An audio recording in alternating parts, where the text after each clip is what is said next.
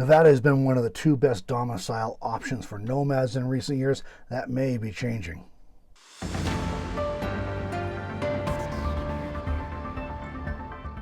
Welcome back to another travel news episode. I'm your host, Robert Witham. I'm a former newspaper journalist, but I now report on travel news. I scour the news for stories of interest to travelers and those who love the great outdoors, so you don't have to. Did you know I'm on Patreon? You can join me there for as little as $1 a month for access to behind-the-scenes photos, videos, stories, and more. And I really do share a lot of behind-the-scenes things there, as well as exclusive photos and other things that don't make it out to the World Wide Web, the whole World Wide Web. So if you want more, or if you want to know earlier, then you may want to check that out. Well, maintaining or setting up domicile has long been an issue for nomads who do not have a traditional permanent residence. Even though we may be perfectly happy to wander the country unencumbered by the cost and hassle of maintaining a house or apartment, the government, banks, insurance companies, and other agencies we have to deal with have a different opinion on the matter. Well, how did nomads deal with having an address for those situations where it is required? There's a few main options, three main options that in my experience, most people end up using. The first is to continue using their last physical address before becoming houseless. The catch with that is you just got to hope it doesn't catch up to you. And I've heard stories of people who it caught up to them, and it's a problem, and then you're scrambling trying to fix it. So that's the least good option. It's the worst option, in my opinion. Although it can work for short term while you're getting ready to do something different, I suppose. Second option: use a friend or family member's address. This can work. It can work well. It's a legitimate street address that way. But it often falls apart over time. So one example, your friend or family member decides to move, maybe even to a different state. That happens. And then now all of a sudden you're in a pinch because you no longer have an address, and you have to go and change everything over to somewhere else. Also, sometimes they just get tired of dealing with it. You know, they're especially if they're not really invested in what you're doing as a nomad. So it can work, but a lot of times it does fall apart. And the third option, and the one is ultimately probably the best long-term option for most people, is to move to a state that is nomad friendly. Well, there are a few criteria that most nomads consider when choosing a state for domicile. Some may be more than important than others, depending on your own circumstances and situation. And there may be other things you're considering that aren't even on this list. But these are some of the little bug flying around annoying me. These are some of the ones that come up most commonly, though. The first is state income tax. Now, if you're retired and living just on Social Security or on disability, that may not be much of an issue to you. But if you're still working for wages, or if you have investment income you're relying on, that is an issue. Or why choose a state where you got to pay hundreds or thousands of dollars a year in extra taxes that you wouldn't otherwise have to. Vehicle insurance costs, this can vary a lot between states, and so that's something to consider if you have options between different states. Health insurance costs and options, again, this can vary widely. Costs can be quite a bit higher or lower. And then there also are the options available for health insurance can vary significantly between states. Fourth, the availability of healthcare specialists if you have a need for such things. This probably isn't going to be an issue if you don't have any ongoing health problems, but if you do have ongoing health problems that you need to see specialists for, are they available in that state or in that area where you're looking at setting up domicile? Fifth, proximity to family and friends. If you like to get home to see family and friends regularly, it's probably worth considering that when you're looking for a state of domicile, if you don't want to have to travel extensively every year. Sixth, the political environment. Their states have different policies, different regulations and laws, and that can affect your experience. 7, the availability of free or inexpensive camping. Depending on your budget, this may be more or less of an issue, but again, if you have to be there for a while, how much is it going to cost you? Are you going to be able to find a place to camp at all in that area, or is it going to cost you a small fortune? Is there a lot of free camping around or inexpensive camping available? 8, availability of mail forwarding services. This may seem like a non-issue, but there are plenty of places in this country where mail forwarders are limited or non-existent. So you do need to have a way to get mail. And finally, number 9, the ease of establishing and maintaining domicile. A few states make this easier. Most of them are fairly consistent. Most states are pretty consistent in terms of what you have to do, and it can be difficult or impossible for nomads to meet the requirements to establish domicile, get your driver's license, your vehicles registered, that sort of thing. So there are 5 states that are most popular with nomads currently. And in recent years, Tennessee is the least popular of the 5, but some nomads do find it to be a good option. Texas and Florida used to be the most common options, but both have become more difficult in recent years. They're still better than a lot of other states, but they're not as nomad friendly as they used to be. Texas, for example, you have to have a vehicle inspection every year now, which is not a complicated inspection, unlike other states where I've lived, but you do have to do that. And there have been some political movements in both states that are making it more difficult for nomads. So even if you can pull it off now, I would always be worried about what comes next year or the year after. Is it going to become a big problem? Well, the 2 most popular states for nomad in recent years are Nevada and South Dakota. Nevada requires only a 30-day rent receipt from a motel or RV park, along with a mailing address to establish domicile. South Dakota, on the other hand, requires only a 1-day rent receipt from a motel or RV park, along with a mailing address. So that's really easy.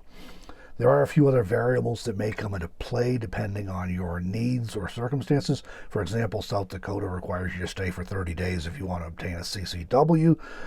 Nevada also has fairly expensive auto insurance rates. My premiums increased by about 50%, even with cutting back on coverage when I moved to Nevada 2 years ago. Conversely, moving back to Wyoming, I'm now paying less for full coverage on the van and full-time RVer coverage on the trailer than I paid for just the van in Nevada. So that's something to think about too. Aside from the 30-day rent receipt in Nevada versus the 1-day rent receipts in South Dakota, the biggest determinant over the past few years has been the convenience or inconvenience of the location. So the bottom line is that many nomads are snowbirds who spend at least part of the year in the desert, in or near southern Nevada. However, many nomads never or rarely travel to South Dakota. This means needing to go home to take care of things like renewing a driver's license, involves a long and expensive trip if you're never up there anyway. And so for several years, I've been recommending to everybody, these are the top 2 states. If you don't have a compelling reason to be somewhere else, go with Nevada or South Dakota. Unfortunately, I have been hearing some concerning things about Nevada this year that may suggest it is no longer tied with South Dakota as the best domicile option for nomads. The first concern is one that I experienced firsthand. This is a problem with DMV that arose out of the pandemic. And in Nevada, you do your driver's license, vehicle registration, title, everything all at the DMV office, a single DMV office. Nevada literally closed all of their DMV offices for 3 months during the pandemic. Drivers whose licenses were expiring were granted automatic extensions. I don't know what that meant if you're trying to register a vehicle for the first time. I didn't have to, fortunately, during that period, but they weren't open. So once DMV offices did finally reopen, however, they were operating with reduced staffing, and I mean significantly reduced staffing. The numbers I was hearing from multiple different offices were that they were like a third or a fourth of the staffing they had before they closed for 3 months. I do not know what led to this staffing reduction, whether people just didn't come back after the pandemic or whether they intentionally laid people off and cut staffing, but the state claimed in any case that they could not afford to hire more staff at that time. The result of being closed for 3 months, so you have a 3-month backlog on transactions, and then reopening with limited staffing meant that people still could not renew licenses, register vehicles, or move their domicile to Nevada. There were literally people camping on sidewalks outside of DMV offices like at a rock concert or something in hopes of being able to take care of their business when the office first opened in the morning. That's a problem. And even as the time I left there in April this year, it was still lines around the building all day, every day, and it was just ridiculous. I got fed up with it eventually. I needed to register the van, and I couldn't get in to do it. So I decided to do something different myself. The second concern involves RV parks. Most people moving their domicile to Nevada pay for a 30-day stay at an RV park, whether or not they intend to actually stay there. And I know a lot of people who move to Nevada, they pay their 30 days and get their rent receipt, and they never even stay at the RV park, or they stay for a night or two and leave. They don't like RV parks. I don't like RV parks. I'm at a really nice one right now, waiting for the Cocoa Fest 2021 meetup in City of Rock State Park in New Mexico. But generally speaking, I prefer to boondock. So a lot of people will just pay the month. They figure it as a tax or just an expense of moving to Nevada.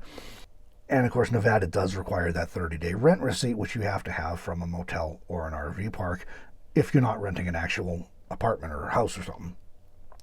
Historically, RV parks in the Pahrump area, and Pahrump's 80 or 90 miles west of Vegas, about 50 miles as the crow flies, but the roads don't go that way. So 80 or 90 miles from Vegas is one of the most popular areas in Nevada for nomads, one of the most popular areas in the country for nomads.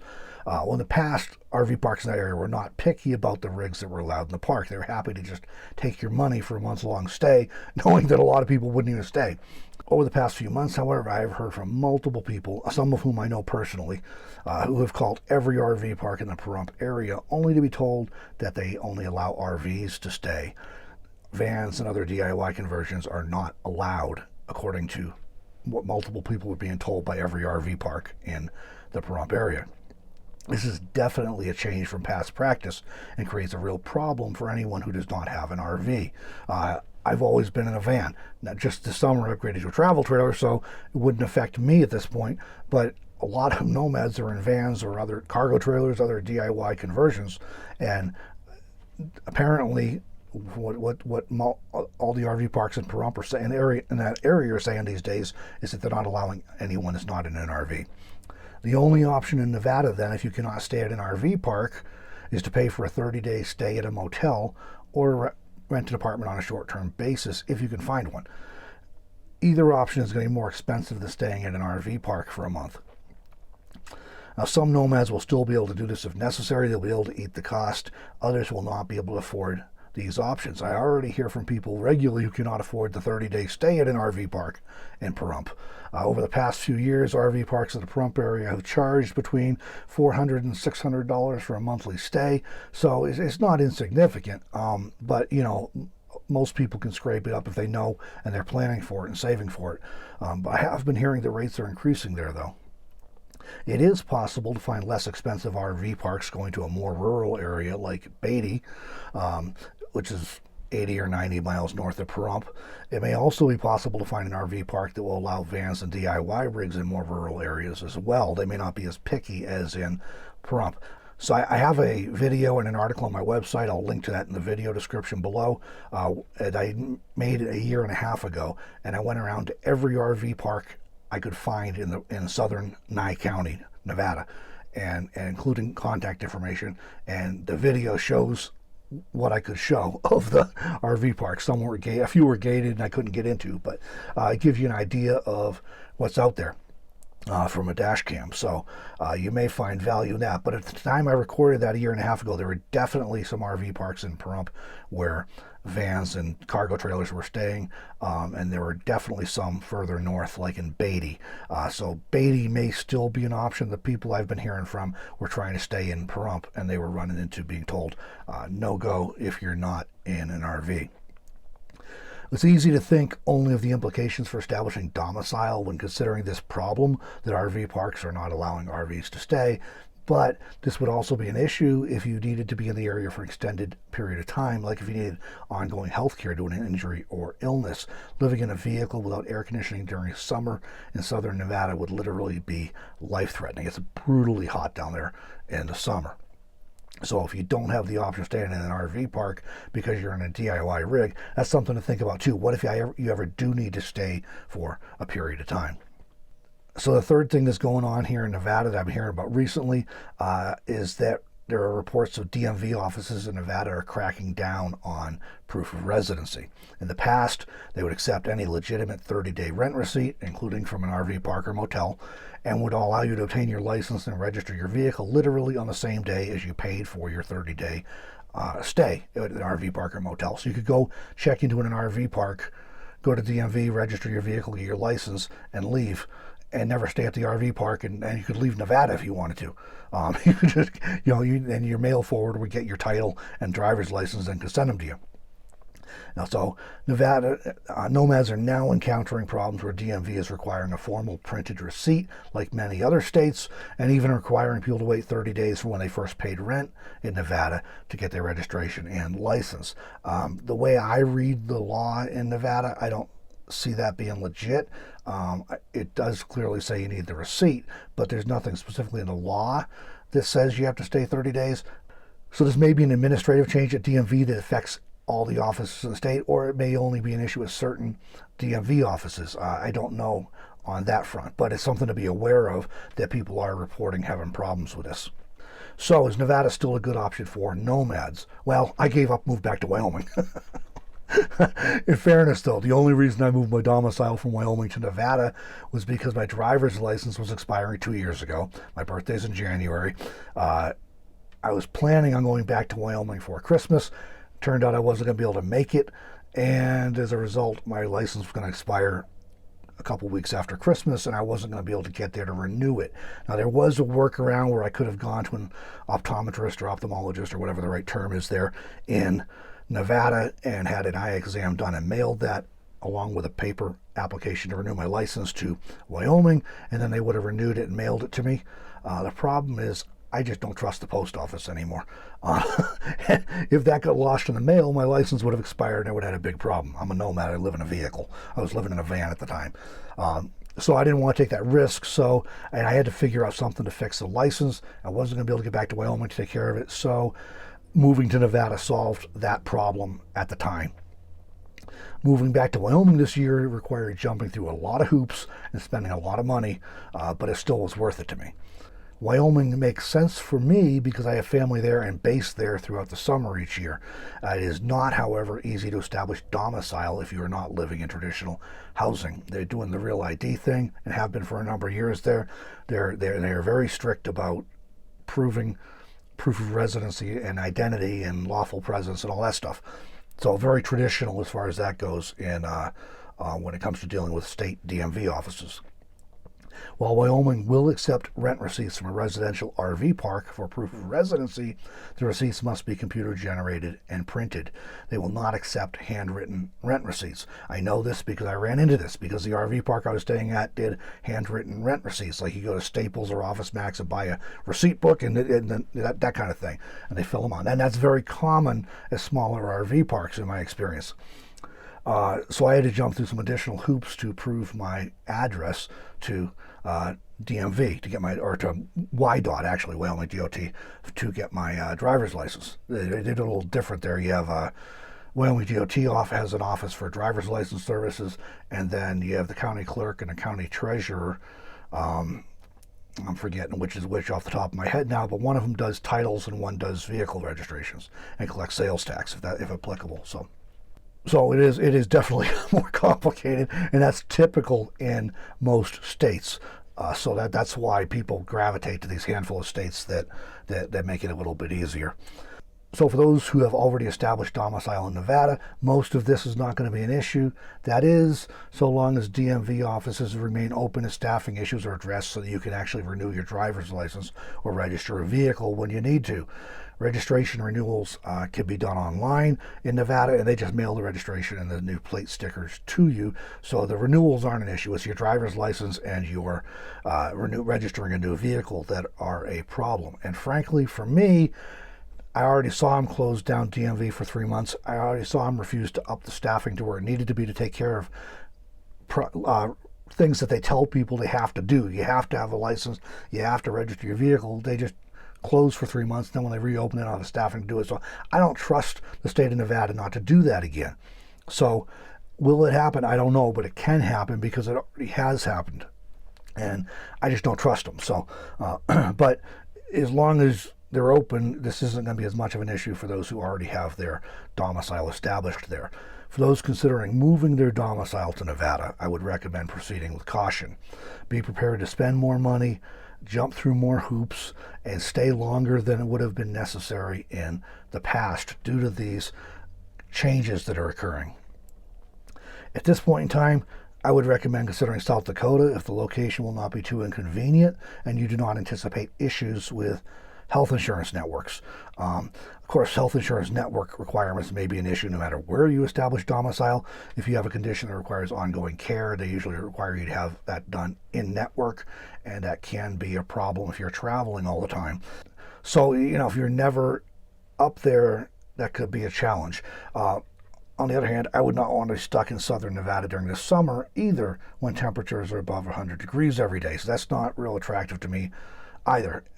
So I wouldn't want to do that. So it's just something to think about no matter what state you're choosing for a domicile.